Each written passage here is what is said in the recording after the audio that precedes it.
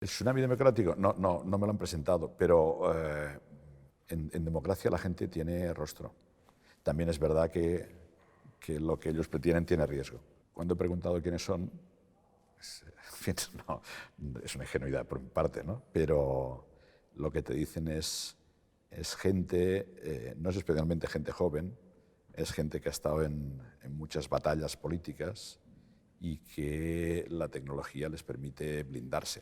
Hay una cosa muy interesante, de las cosas que pongo en valor del tsunami, que no pongo casi ninguna, pero de las que pongo en valor es que en un momento dado, cuando había la concentración en el aeropuerto a las 11:30 de la noche, hay un momento que alguien toca el pito y se van.